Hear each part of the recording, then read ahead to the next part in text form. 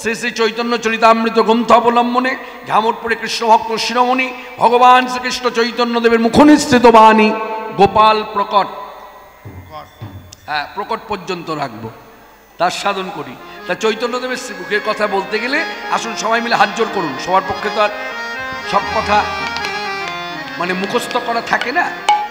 যেমন আমরা মন্ত্রাদি পাঠ যখন ব্রাহ্মণ করে, তখন আমরা যারা পূজা পাঠ করতে বসি, তখন আমাদের সব মন্ত্র কি মুখস্থ থাকে? থাকে না। কিন্তু মন্ত্রের শ্রদ্ধাটা কিভাবে করি? হাত জোড় করে রাখি। ঠিক তেমনি এই পদ যাদের মুখস্থ আছে তারা গাইবেন উচ্চস্বরে, যাদের মুখস্থ নাই তারা শুধু হাত জোড় করুন, তাহলেই ভক্তি হবে। জয় জয় জয় শ্রীকৃষ্ণ চৈতন্য দয়ালে জগজন তাপহারি। জয় জয় জয় শ্রীকৃষ্ণ চৈতন্য দয়ালে জগজন তাপহারি। অনাথ শরণ ভুভার হরণ, অনাথ শরণ ভুবন হরণ, পতি পাবন অবতরী। জয় জয় জয় শ্রীকৃষ্ণ চৈতন্য দয়ালে জগজন তাপহারি। করুণা সিন্ধু প্রেম পারাবার, করুণা সিন্ধু প্রেম পারাবার, করুণা সিন্ধু প্রেম পারাবার, করুণা সিন্ধু প্রেম পারাবার। এই দিন জন প্রতি করুণায় অপার, করুণা সিন্ধু প্রেম পারাবার, এই দিন জন প্রতি করুণায় অপার। প্রেম ধর্ম জীবে করিতে প্রচার, প্রেম ধর্ম জীবে করিতে প্রচার। হইলেন সন্ন্যাসী দণ্ডধারী। জয় জয় জয় শ্রীকৃষ্ণ চৈতন্য দয়াল জগজন তাপহারি। অনাথ শরণ ভুবন হরণ, অনাথ শরণ ভুবন হরণ, পতির পাবন অবতরী। জয় জয় জয় শ্রীকৃষ্ণ চৈতন্য দয়াল জগজন তাপহারি।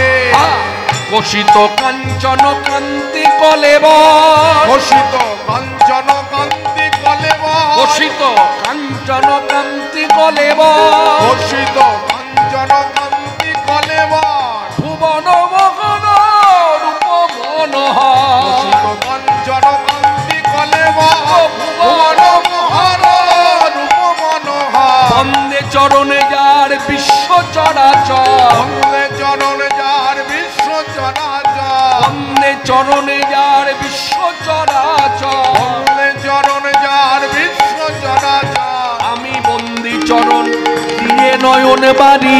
জয় জয় জয় শ্রীকৃষ্ণ চৈতন্য দয়াল জগজন তাপহারি। এই অনাথ শরণ ভুভার হরণ, অনাথ শরণ ভুবন হরণ, পতির পাবন অবতরী। জয় জয় জয় শ্রীকৃষ্ণ চৈতন্য দয়াল জগজন তাপহারি। সংসার দুঃখ জলধৌমদিতস্য কাম প্রধাধীনক্রম করৈকবলিকৃত শব্দবাসনা নিগরিতস্য নিরাস্তস্য চৈতন্য চন্দ্র মম দেহি পদাবলম্বন। এই তত্ত্বকে মর্যাদা দিয়ে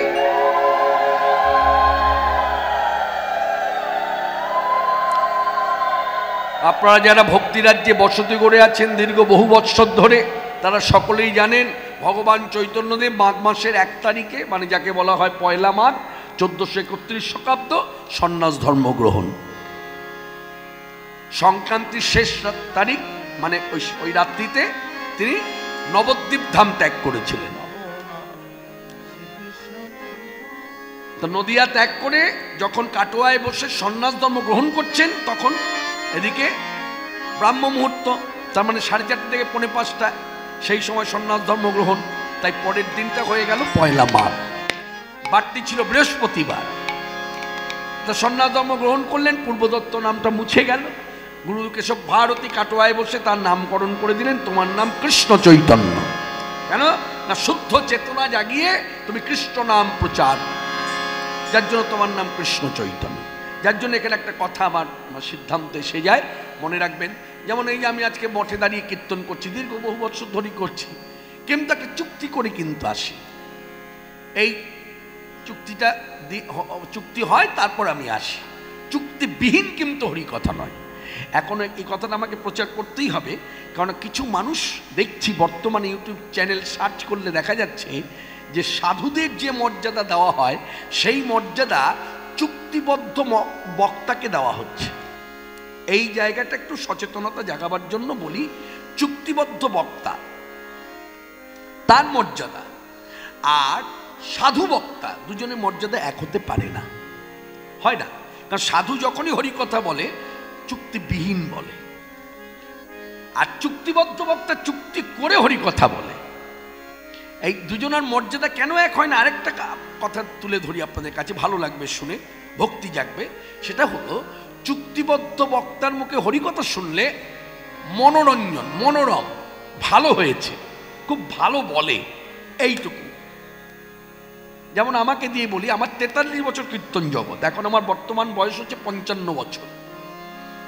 এই 55 বছর বয়সে দাঁড়িয়ে আমি বলছি যে এত জায়গায় কীর্তন করলাম, সবাই এলো আমার প্রশংসা করলো, বিভিন্ন কথা বললো, আপনার সুর ভালো, লয় ভালো ইত্যাদি, ভঙ্গিমা ভালো, অনেক কিছু প্রশংসা করলো, কিন্তু আজও পর্যন্ত কেউ বলেনি যে আপনার মুখে কীর্তন শোনার পর আমি প্রসাদ ভোজি হয়েছি।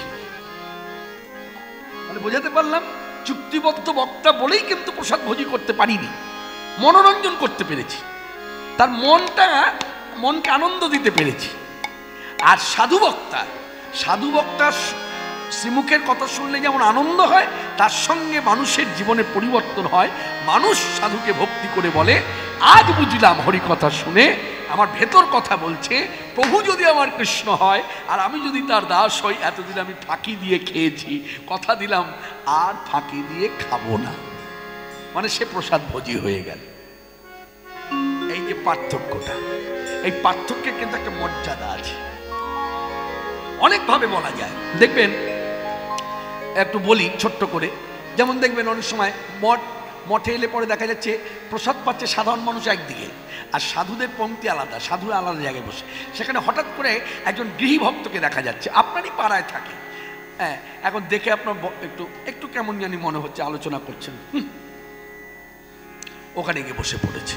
উনি ওখানে বসে পড়েনি, মঠের যে সাধু অধ্যক্ষ তিনি তাকে ওখানে বসিয়েছেন। কেন জানেন? বলে কেন? বলি কারণটা, সাধুদের সঙ্গে সেই বসতে পারে যে নিত্য ভগবানকে দিয়ে পায় প্রসাদ। নিরামিষ আহার করলেই যে সাধুদের সঙ্গে বসার অধিকার আছে তা নয়। এইসব কথাগুলো প্রচারের প্রয়োজন, এইসব কথাগুলো মান্যতা দেবেন। কে কি বললো না বললো, কে ভগবানের বিরুদ্ধে কথা বললো, কে নিয়ম নিষ্ঠার বিরুদ্ধে কথা বললো, বৈষ্ণব ধর্মে নিন্দা করলো, কে ওই করলো, এই কথাটা নয়। মনে রাখবেন, আমি একটা দৃষ্টান্তই বুঝি, আমার ঘরের ছেলে মেয়েকে যখন আমি মানুষ করছি পড়াশোনার জীবনটাতে, তখন আমি কিন্তু যে ফার্স্ট হয়েছে তার কথাটাই বলি। দেখ, সারাক্ষণ বই নিয়ে পড়ে থাকে, যে ফেল করেছে তার কথাটা বলি না, বলি। ঠিক তদ্রূপ ভক্তিরাজ্যে যারা বাজে বাজে কথা বলে তাদের কথাটা তোলার দরকার নেই, বলুক বলুক, বলার অধিকার আছে, বলুক বলুক, অমর্যাদা করবেন না, তাকে অসম্মানও করবেন না, বলুক, বলো ভাই, আরো বলো, আরো বলো, হ্যাঁ, অমর্যাদা করতে নেই। কারণ এইসব কথাগুলো বুঝবেন, প্রকৃত বৈষ্ণব যারা, তারা না কখনো আঘাত করে না। হরিকথা যদি কারোর ভুলও হয় না, তারা আঘাত করে না, তারা ভগবানের কাছে প্রার্থনা করে, ভগবান তোমারই দাস, তোমারই কথা বলতে চায়, বলতে গিয়ে মাঝে মধ্যে স্লিপ হয়ে যায়, মানে পথটা ভ্রষ্ট হয়ে যায়, তুমি একটু পূর্ণ কৃপা করো। ও যখন বলবে তুমি কৃপা করে ওর মুখ থেকে বলিয়ে নাও, এইভাবে প্রার্থনা করে, তারা ছবল দেয় না। তার জ্বলন্ত প্রমাণ হচ্ছে, যখন জগাই মাধে উদ্ধার করলো নিতাই গৌর দুই ভাই, তখন সরস্বতীকে ডাকলেন, বাগদেবী সরস্বতীকে ডাকলেন। কে ডাকলো? গৌর সুন্দর। কেন না, জগাই মাধের জিহ্বায় কখনো ভালো কথা উচ্চারণ হয়নি। তখন সরস্বতীকে ডেকে বললেন, হে বাগদেবী, তুমি কৃপা করে জগাই মাধের দুই ভাইয়ের জিহ্বায় বসো, তাহলেই ওরা ভালো কথা স্ফুরণ হবে। যার জন্য চৈতন্য ভাগবতটা ভালো করে পড়াশোনা করবেন, দেখবেন সেখানে লেখা আছে জগাই মাধাই স্তুতি। এই জগাই মাধাই যে স্তুতি করছে নিতাই গৌর দুই ভাইকে সামনে রেখে, যুগল মূর্তির সামনে রেখে, মানে যুগল দুর্জনা দাঁড়িয়ে আছে, এইভাবে যে পায়ে পড়ে যে প্রণাম করে ভক্তি করে স্তুতি করছে, ওটা সরস্বতীর কৃপা। বাগদেবী কৃপা করেছেন, যার জন্য স্ফুরণ হচ্ছে। তা এইসব কথাগুলোকে অনুভব করবেন। হ্যাঁ, সবসময় সাধু সন্ত বৈষ্ণবদের কথারই মান্যতা দেবেন। তারা যা বলে শিশুর মতো ভাব নিয়ে কোনো তর্ক না করে এই পথে এগিয়ে যান, দেখবেন ভক্তি লাভ হবে। তাই সবাই মিলে একটু হাত তুলে বলুন, দয়াল নিতাই চাঁদ কি, দয়াল নিতাই চাঁদ কি, দয়াল নিতাই চাঁদ কি। ভজ নিতাই গৌর রাধেশ্যাম, ভজ নিতাই গৌর রাধেশ্যাম, ভজ নিতাই গৌর রাধেশ্যাম, ভজ নিতাই গৌর রাধেশ্যাম। জপ হরে কৃষ্ণ হরে রাম, জপ হরে কৃষ্ণ হরে রাম। দেখলেন এখানেও কিন্তু শিক্ষাটা কিরকম। বসতে বলেছে নিতাই গৌর রাধেশ্যাম, প্রথমে নিতাই গৌরের কথা বলেছে, কারণ নিতাই গৌর দুই ভাই রাধাকৃষ্ণ যুগল দিয়েছে। নিতাই গৌর চরণ সেবা করে এবং গৌর মণ্ডলী নিয়ে ধ্যান করে তুমি যদি রাধাকৃষ্ণ যুগল ভজনে এগিয়ে যাও, তবে তোমার মাধুর্য সাধন হবে, নতুবা তুমি ছাড়ে খারে যাবে। তারপর কি বলেছে, হরে কৃষ্ণ মহামন্ত্র নাম সকলের সঙ্গে করো। আবার যখন তুমি একা ঘরে থাকবে তখন তুমি ওই নাম জপ করো।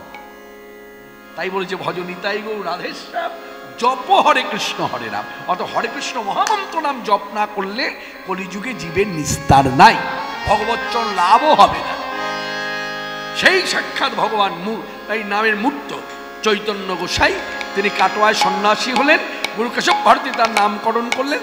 আজ হইতে তব নাম শ্রীকৃষ্ণ চৈতন্য, আজ হইতে তব নাম শ্রীকৃষ্ণ চৈতন্য, তব নামে নিয়ে কলির জীব হবে ধন্য ধন্য, তব নাম নিয়ে কলির জীব হবে ধন্য ধন্য। নামে শ্রীকৃষ্ণ চৈতন্য, শ্রীকৃষ্ণ চৈতন্য, শ্রীকৃষ্ণ চৈতন্য, নাম শ্রীকৃষ্ণ চৈতন্য, শ্রীকৃষ্ণ চৈতন্য, শ্রীকৃষ্ণ চৈতন্য। এই কাটোয়ায় সন্ন্যাস ধর্ম গ্রহণ করে সন্ন্যাসী গোসাই ঊর্ধ্বশ্বাসে ছুটলেন বৃন্দাবনের পথে। এখন বৃন্দাবনের পথে যখন যাচ্ছেন, চৈতন্যদেব শ্রীমুখে যা বলেছেন, কবিরাজ গোসাই পাদ কলম নিলেন চৈতন্য চরিতামৃত। কি বলছেন, কি বলে ছুটছে না, কৃষ্ণ কেশব কৃষ্ণ কেশব কৃষ্ণ কেশব পাহি মাম, রাম রাঘব রাম রাঘব রাম রাঘব রক্ষ মাম, কেশব কৃষ্ণ কেশব কৃষ্ণ কেশব পাহি মাম, রাম রাঘব রাম রাঘব রাম রাঘব রাঘব। হে কৃষ্ণ করুণা সিন্ধু তুমি মনে করুণা করো, তুমি মনে কৃপা করো। কৃষ্ণ কেশব কৃষ্ণ কেশব পাহি মাম, রাম রাঘব রাম রাঘব রাম রাঘব রাঘব। কৃষ্ণ কেশব কৃষ্ণ কেশব কৃষ্ণ কেশব পাহি মাম, রাম রাঘব রাম রাঘব রাম রাঘব রাঘব। কি আশ্চর্য, আমরা কিন্তু সবাই আশ্চর্য হয়ে গেলাম। যাকে শাস্ত্রীয় বিচারে বলছে সাক্ষাৎ পরমব্রহ্ম শ্রীকৃষ্ণ চৈতন্য ভগবান, তা যে ভগবান তিনি দুই হাত তুলে বলছে হে কৃষ্ণ আমায় কৃপা করো। মনে রাখবেন, এই চৈতন্যদেব যদি এইভাবে এই নিবেদনটা না করতেন, আজকে অন্তত আমি নিবেদন করতাম না কৃষ্ণের কাছে যে হে কৃষ্ণ আমায় করুণা করো। মানে আমার গুরুদেব এইভাবে বলতেন, দেখো যিনি নিজেই কৃষ্ণ, তিনি কৃষ্ণ হয়ে কৃষ্ণ নাম জপ করছে, কৃষ্ণ হয়ে কৃষ্ণ ধ্যান করছে, কৃষ্ণ স্মরণ মনন করছে, কৃষ্ণ হয়ে কৃষ্ণকে অন্বেষণ করছে, খুঁজে বেড়াচ্ছে, কৃষ্ণ হয়ে কৃষ্ণ নাম করে ধুলায় গড়াগড়ি দিচ্ছে। যার জন্য আজকে তোমার আমার মতো সংসারী মানুষ বা মঠবাসী সাধু এই প্রত্যেকে দেখবে হরিনাম করে গড়াগড়ি দেয়, নিজে আচরিয়া প্রভু জীবনে শেখায়। আর এই শিক্ষা দিতে গিয়ে কি হলো, আমার মতো মূর্খ ভাবলো চৈতন্যদেব হচ্ছে ভক্ত, আর ভগবত তত্ত্ব বলতে ভগবান বলতে ওই সত্যযুগের লক্ষ্মীনারায়ণ যুগল, ত্রেতা যুগের রাম সীতা যুগল, আর তারপরে রাধাকৃষ্ণ যুগল, এরা হচ্ছে ভগবান, আর চৈতন্যদেব ভক্ত। মনে রাখবেন, চৈতন্যদেব ভক্ত হয়ে এসেছিলেন বলেই জগাই মাধাইয়ের চিত্ত শুদ্ধ করতে পেরেছিল। চৈতন্যদেব যদি ভগবান হয়ে জগাই মাধাইকে কিছু করতে যেত, তাহলে সত্যযুগের মতো হিরণ্যকশিপু বধ হতো, ত্রেতা যুগের মতো রাবণ কুম্ভকর্ণ যেমন বধ হয়েছে, জগাই মাধাই বধ হতো। তারপর যুগে যেমন কংস শিশুপাল বধ হয়েছে ভগবান শ্রীকৃষ্ণের হাতে, চৈতন্যদেবের হাতে জগাই মাধাই চপল গোপাল বধ হতো, কিন্তু বধ হয়নি, উদ্ধার হয়েছে। আমি খুব খোলা কথায় বলি, এই যে আপনারা যে এখানে এসেছেন, অনেকে নিজের ইচ্ছা এসেছেন, আবার অনেকে কি করেছেন, পাশের বাড়ির লোককে ডেকে বলেছেন, হ্যাঁ গো এই শোনো না, এই মঠে আজকে কীর্তন হচ্ছে বুঝলে, ভাগবত পাঠ হচ্ছে, এই চলো না, আজকে আমার ইচ্ছা তোমাকে নিয়ে যাব, একটু সময় বার করে নাও না, চলো না। তাহলে ভক্ত আরেকজনাকে ভক্ত করবেন বলে নিয়ে এলো।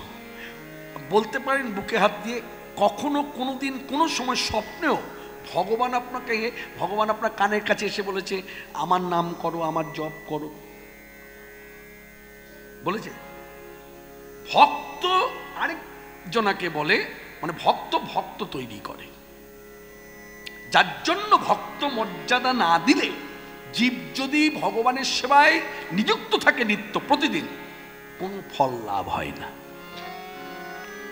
আমার গুরুদেব সুন্দরভাবে বোঝাতেন, শোনো, হরিনাম শুধু তুমি বলো না, আমাকে বলতেন তুমি কীর্তনের মধ্যে বলো হরিনাম করলেই সব হয়, এখানে আরেকটা কথা কিন্তু থেকে যায়। আমরা কি কথা?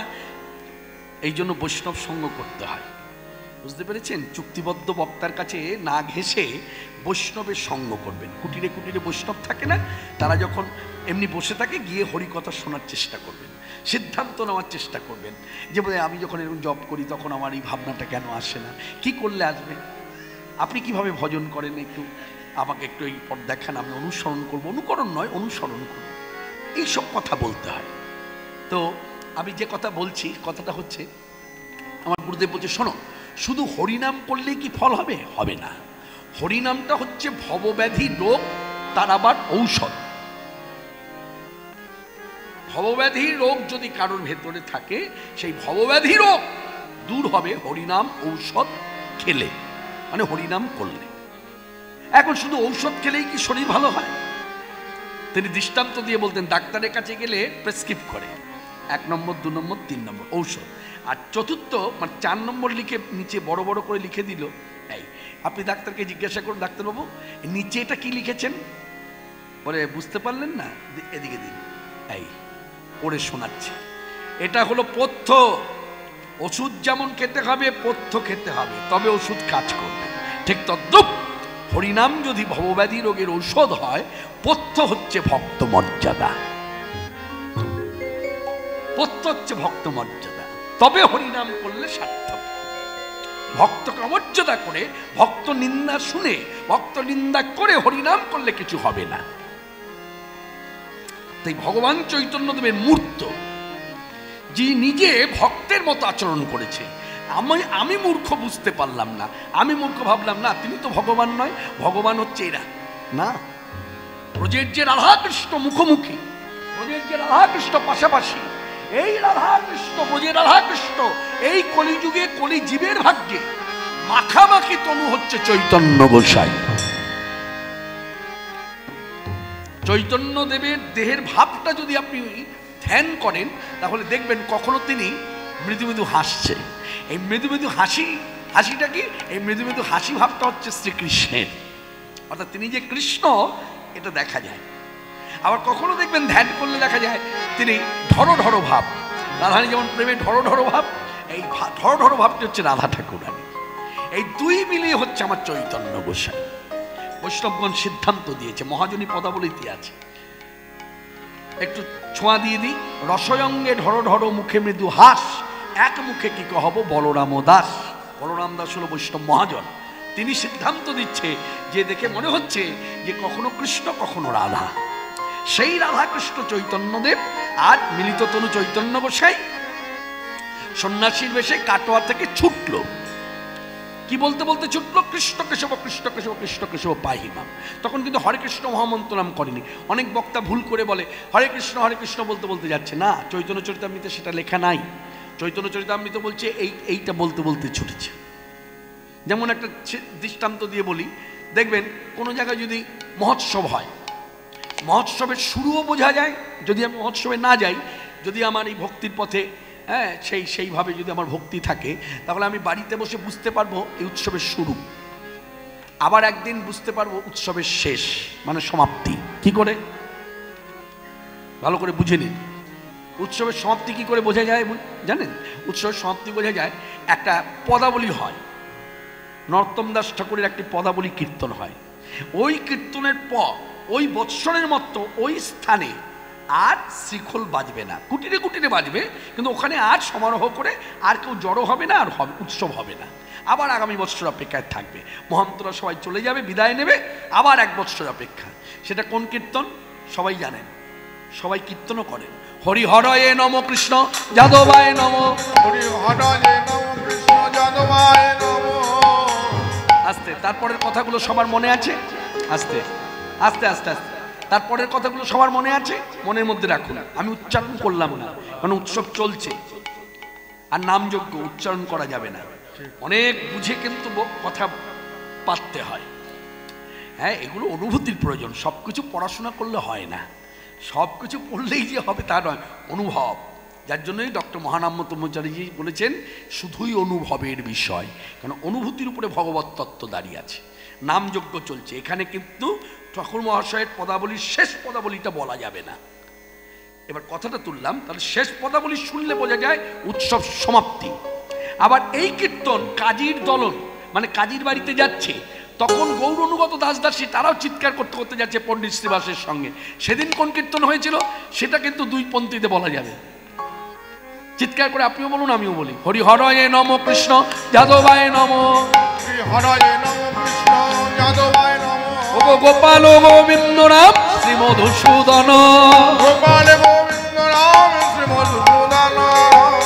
এই যে নামযজ্ঞ চলছে, এখন আপনি চিৎকার করে এই কীর্তন করতে পারেন, এই দুটো পংক্তি দুটো লাইন বলতে পারেন, কিন্তু ওইটা বলতে পারবেন না।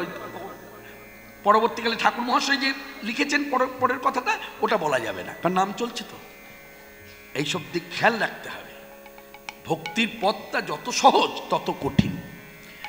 আমার গুরুদেব বলতেন ভক্তির পথে চলাফেরাটা করতে গেলে কিরকম সতর্কভাবে চলতে হয় জানো? বলে কিরকম?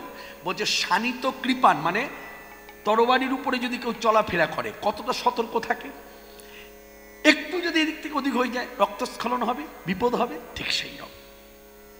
হরি হরয়ে নম কৃষ্ণ যাদবায় নম, হরি হরয়ে নম কৃষ্ণ যাদবায় নম। গোপাল গোবিন্দ রাম শ্রী মধুসূদন, গোপাল গোবিন্দ রাম শ্রী মধুসূদন।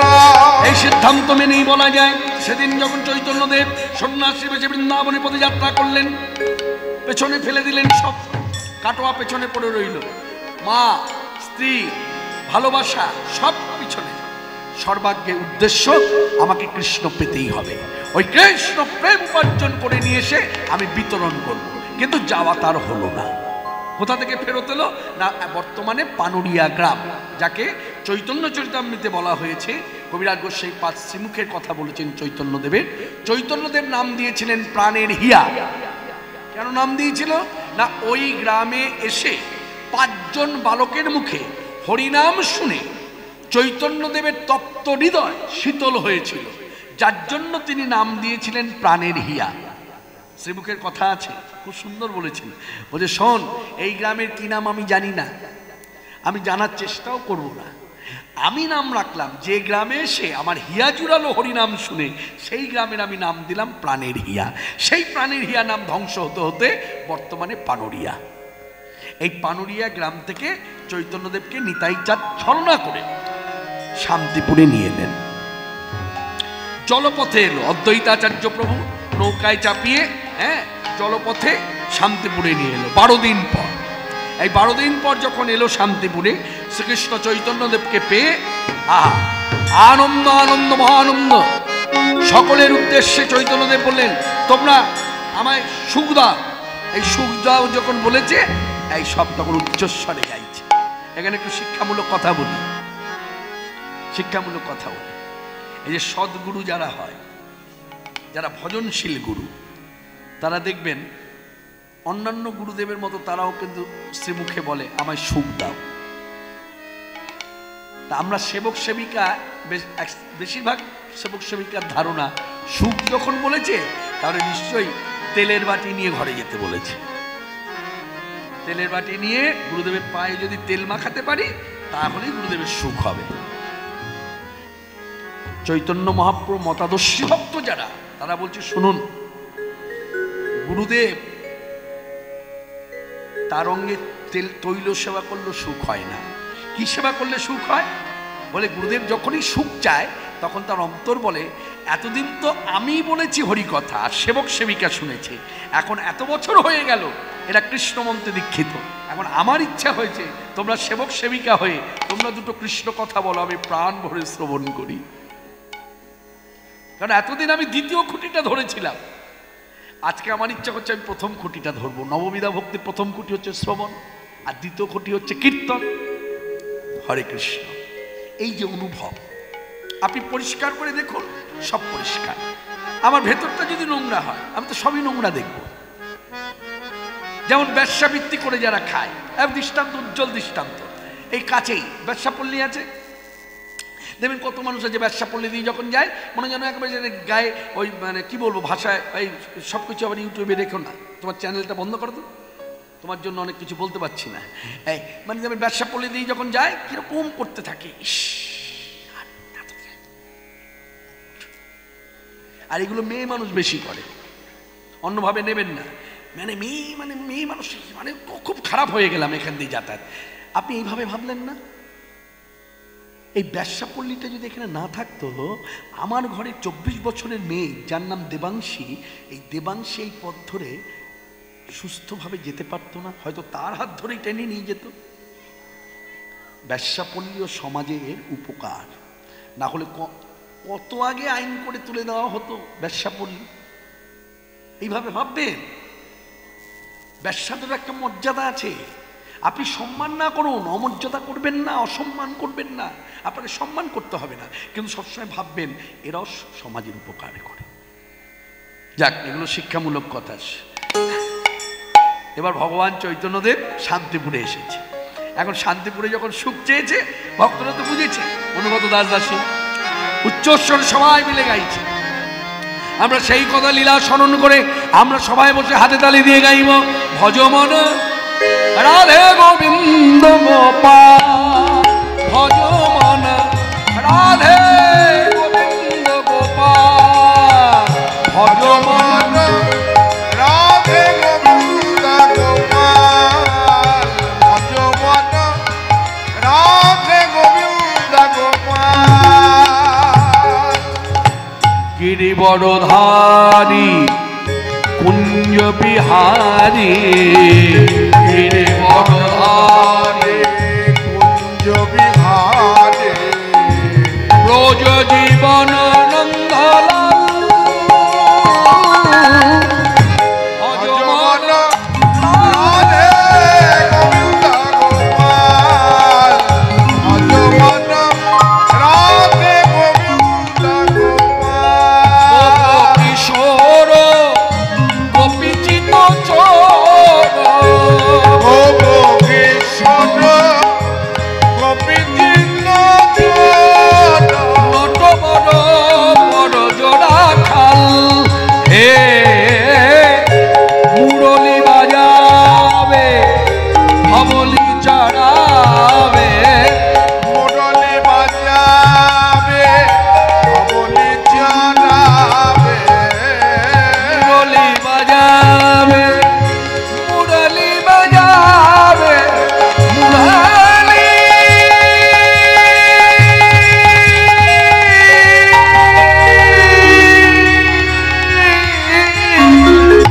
মুরলি বাজাবে অবলি জানাবে, কলে দোলে বন ফুলমাল, রাধে গোবিন্দ গোপাল, ভজমন রাধে গোবিন্দ গোপাল, ভজমন রাধে গোবিন্দ গোপাল, ভজমন রাধে গোবিন্দ গোপাল। দ্বারকাধীশ জয় জগদীশ দ্বারকাধীশ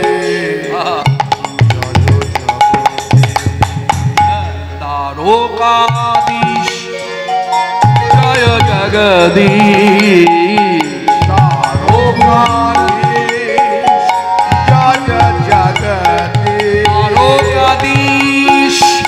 জয় জগদীশ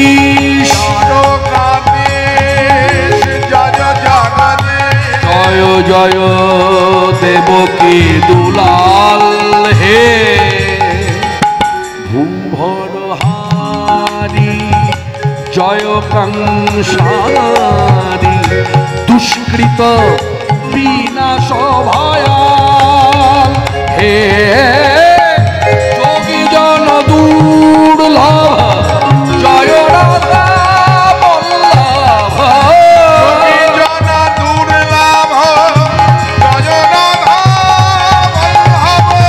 রাধিকা প্রেমে মাতোয়াল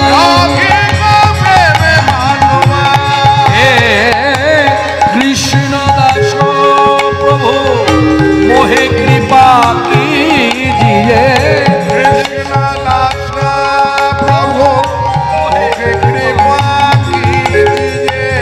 জয় দিন ভকত দয়াল রাধে গোবিন্দ গোপাল ভজমন রাধে গোবিন্দ গোপাল ভজমন রাধে গোবিন্দ গোপাল ভজমন রাধে গোবিন্দ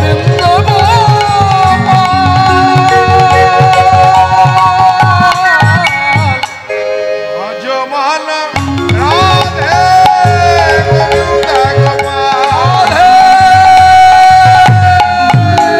গোবিন্দ গোপাল। ভগবান চৈতন্যদেব শ্রীমুখে প্রেম ধ্বনি দিলেন ভগবান শ্রীকৃষ্ণ চান্দে কি ভগবান শ্রীকৃষ্ণ চান্দে কি ভগবান শ্রীকৃষ্ণ চান্দে কি আনন্দের হাটে সকলকে পেয়ে অগ্রজনী তাই সুন্দরের দিকে তাকিয়ে বললেন শ্রীপাদ বলো ভাই চৈতন্য হ্যাঁ গো এই আনন্দের হাটে সকলকে তো পেলাম সকলকেই দেখছি সবাই আমার আপনজন কিন্তু আমার মা কই যেই বলেছে মা কই নিতাই সুন্দর একটু কথাটা ভেতর থেকে জানার জন্য বললেন মায়ের কথা মনে আছে না না না তা বলছি না সাধু হয়ে গেলে তো অনেকের মায়ের কথা মনে থাকে না পরিবারের কথা মনে থাকে না তো মায়ের কথা মনে আছে তখন চৈতন্যদেব বলছে শ্রীপাদ মনে আছে কি গো ভালো মনে আছে আমি এখন এই মুহূর্তে আমি চাইছি তুমি শীঘ্র করে লোকজন নিয়ে দোলা নিয়ে যাও আমার মাকে নিয়ে এসো আর শোনো মায়ের সঙ্গে যখন প্রথম সাক্ষাৎ হবে না মাকে বলো তার চরণে রইল আমার ভুলুণ্ঠিত প্রণাম নিতাইচাঁদ মনে মনে ভাবলেন ছলনা নয় তো আমাকে সরিয়ে দিয়ে আবার পালিয়ে যাবে না তো যতই সাধু হোক চাতুরালি যায়নি তাই ভক্তদের সাবধান করলেন ইশারা ইঙ্গিতে এই আমি যাচ্ছি নবদ্বীপ মাকে আনতে লোকজন নিয়ে দোলা নিয়ে আর তোমরা ওকে ঘিরে রেখো ইশারা ইঙ্গিতে বলে দিলেন তো সবাই ঘিরে রেখেছে মধ্যমণি চৈতন্যদেব দীর্ঘদেহী দীর্ঘবক্ষ সবার মাথাকে ছাড়িয়ে গেছে হবে না যেমন লম্বায় তেমনি পাশে আহা আমি আমার ভাষায় একটু বলি আমার কথা একটু বলতে ইচ্ছে হয় আমার নিজের এটা মন গড়া কথাটা কে কিভাবে কোন দৃষ্টিভঙ্গি থেকে কিভাবে নেবে জানি না তবু আমার মন গড়া কথা একটা বলি আমার মনের ইচ্ছার কথা বলি আমার কাছে ব্যক্তিগতভাবে ভগবান চৈতন্যদেবের মতো সুন্দর পুরুষ ত্রিভুবনে নাই বলে কেন কৃষ্ণ কেন প্রভু রামচন্দ্র কেন লক্ষ্মীপতি নারায়ণ হ্যাঁ সুন্দর তাদের কেশ রাশি ছিল তাই আকর্ষণ ছিল আর চৈতন্যদেব যতদিন কেশ রাশি নিয়ে সংসারে ছিল তখন তার প্রতি যত মানুষ আকৃষ্ট ছিল তার থেকে অধিক আকৃষ্ট হয়েছিল যখন তিনি মুন্ডিত মস্তক এই কারণে আমি আমার ব্যক্তিগত মন বলছে আমার এটা নিজস্ব অভিমত ব্যক্তিগত মত যে চৈতন্যদেবের মতো সুন্দর পুরুষ পৃথিবীর বুকে আর কখনো কোনোদিন আসবে না মাথায় চুল থাকলে তো সবাইকে সুন্দর লাগে, সে তো সবাই সুন্দর। কিন্তু মনে রাখবেন, কোনো সাধু দেখবেন অনেকে বলে সাধু দেখো কত সুন্দর দেখতে, মুন্ডিত মস্তক, আকর্ষণ, তার মানে জানতে হবে এই হচ্ছে প্রকৃত সুন্দর। হরে কৃষ্ণ। তো এইভাবে আমি আমার ব্যক্তিগত মতের মধ্যে বলি, চৈতন্যদেবের মতো সুন্দর নাই। সেই সুন্দর পুরুষ বসে আছে, সবার মাথা ছাড়িয়ে গেছে। যে আসছে, দলে দলে লোক আসছে, দেখছে, দূর থেকে দেখেই চিনে নিতে পারছে, কারণ সকলের মাথাকে ছাড়িয়ে গেছে, এত লম্বা বসে আছে। পাশে দণ্ড রয়েছে, বাদিকে কমণ্ডল আছে, বসে আছে। আর বসে বসে কৃষ্ণ চিন্তা, কৃষ্ণ স্মরণ, কৃষ্ণ মনন। আবার আস্তে আস্তে সকলকে বলছে, শুনুন আপনারা সংসারী জীব, আপনাদের করণীয় জপ কৃষ্ণ, কৃষ্ণ নাম জপ করবেন। কহ কৃষ্ণ তোমেরা লগ কৃষ্ণ নাম,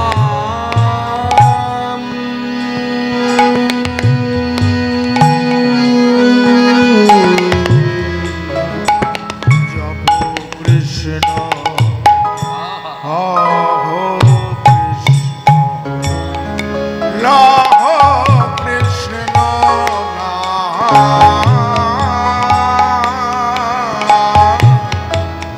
কৃষ্ণ ছাড়া এ জীবনে, ও গো কৃষ্ণ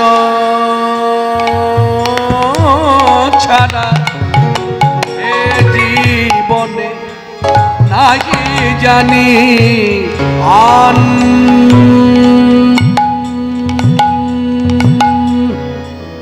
জপ কৃষ্ণ কহ কৃষ্ণ লভ কৃষ্ণ নাম, কৃষ্ণ ছাড়া এ জীবনে হব নাকি জানি যা।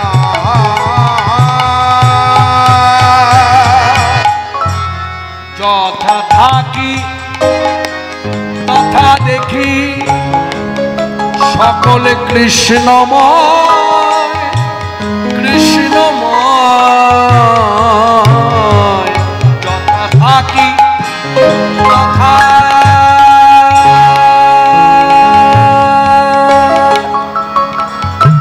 তথা দেখি, যথা থাকি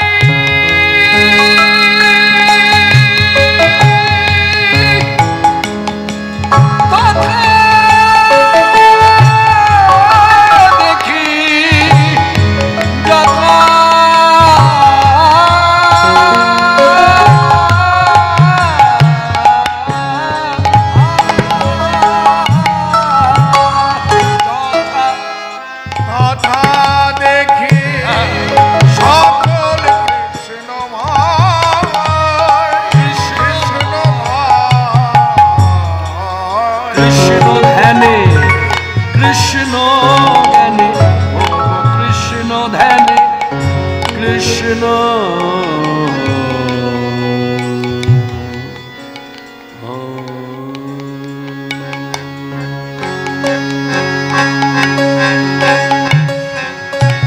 কৃষ্ণ ধ্যানে, কৃষ্ণ জ্ঞানে মোর তনু মন রয়।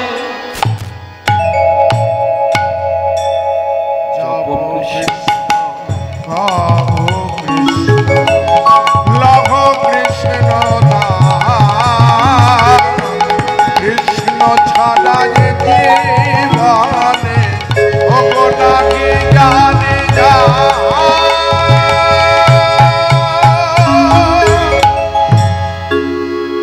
এ তো শান্তিপুর, আর ওইদিকে নবদ্বীপ। নিতাই চাঁদ দোলা নিয়ে, লোকজন নিয়ে মায়ের দুয়ারে এসে মা মা ও মা, আর সারা পায়। মা তো বিরহে মুহ্যমান, ছেলের বিরহে মুহ্যমান, ছেলে নাই, প্রায় 12 দিন হয়ে গেল, নদিয়া শূন্য। এই নিতাই চাঁদ একবার নয়, দুবার নয়, তিনবার নয়, বারবার মা মা ডাকতে ডাকতে মা সচী ঠাকুরানী যখন জ্ঞান ফিরে এলো, আলু থালু কেশ, আলু থালু বেশ, 67 বৎসর বৃদ্ধা জননী, আনুমানিক বয়সীমা তখন 67 বৎসর বয়স। এই 67 বৎসরের বৃদ্ধা জননী বাইরে এসে নিতাইকে জড়িয়ে ধরে বলছে, নিমাই, হ্যাঁ এখনো তোর এই স্বভাব গেল না? হ্যাঁ, মাঝে মধ্যে লুকিয়ে পড়িস। আচ্ছা বলতো দেখি, এই লুকিয়ে পড়ে কি ভাব প্রকাশ করতে চাস? হ্যাঁ, ভালোবাসা যাচাই করিস, মা কেমন ভালোবাসে, হ্যাঁ বৌমা কেমন ভালোবাসে, নদিয়াবাসী কেমন ভালোবাসে, হ্যাঁ আর কত পরীক্ষা করবি, কত পরীক্ষা দেব? এতদিন পর মায়ের কথা মনে হলো, তাই ফিরে এলি। নিতাই চাঁদ বুঝেছেন মায়ের চোখে জল, মা ভুল করছে। মায়ের চোখের জলটা মুছিয়ে দিলেন, মুছিয়ে দিয়ে বললেন, মা দেখো তো আমি কে। যখন তাকিয়েছে বলছে, নিতাই তুই একা এলি, আমার নিমাই কই? নিতাই সুন্দর মায়ের হাতটি ধরে বললেন, মা তাহলে বলি মা, কথা দিয়েছিলাম তো, আমি যখন যাচ্ছি খুঁজতে, যে করি হোক খুঁজে বার করবই, এনে তোমার কোলে বসাবই। তাহলে আমি বলি মা, আমি একা নিতে আসি নাই, আমি একা নিতে আসি নাই, এনেছি মা তোর নিমাই, এ কথা তোমারে জানাই। এনেছি মা তোর নিমাই, এ কথা তোমারে জানাই। এনেছি মা তোর নিমাই, একা নিতে আসি নাই। কি বললি? আমার নিমাই এসেছে? কোথায় রেখে এসেছি? শান্তিপুর? হ্যাঁ হ্যাঁ আছে তো, নাকি আবার পালিয়ে গেল? হ্যাঁ, স্বভাব ভালো না। হ্যাঁ হ্যাঁ খুব ভালো। হ্যাঁ, আমি কি করে যাব? লোকজন এসেছে, দোলা এসেছে, সেই পাঠিয়েছে। আর শোনো মা, তোমার কথা ভোলে নাই, তোমার কথা বলা মাত্রই তোমার চরণে প্রণাম জানিয়েছে। হ্যাঁ হ্যাঁ জানি, ও আমার কথা ভুলে থাকবে কি করে? আমি কি ওকে ভুলেছি? আমি মা, আমি যদি আমার সন্তানকে স্মরণ করি, আমার পুত্র সন্তান নিমাই আমার স্মরণ করবে না? এ হতে পারে? দুজনের মনের টান আছে তো। আর কি বলেছে? বলেছে তোমাকে নিয়ে যেতে। হ্যাঁ, আমাকে একা নিয়ে যেতে বলেছে। আমার বৌমার কথা বলেনি? না মা, বৌমার কথা বলেনি। আর তাছাড়া তোমার কি ইচ্ছা? তুমি তোমার বৌমাকে সঙ্গে নিয়ে যাবে? তো যাবো না? শান্তিপুরে এত লোক জড়ো হয়েছে, এই বৃদ্ধা মাকে দেখে সবাই প্রশ্ন করবে, হ্যাঁ গো মা তুমি কেমন মা? হ্যাঁ, এই বৃদ্ধা বয়সের ছেলেকে দেখতে এলে, আর তোমার ওই বৌমাকে নিয়ে এলে না, সেও তো স্বামীকে দেখতে চায়। আমি কি প্রশ্নের উত্তর দেব? তাই আমি কি ভেবেছি জানিস? আমি ভেবেছি আমি তো যাবই, আমার সঙ্গে আমার বৌমাও যাবে। যেই এ কথা বলা, নিতাই সুন্দর মায়ের হাত দুটি ধরে বললেন, মা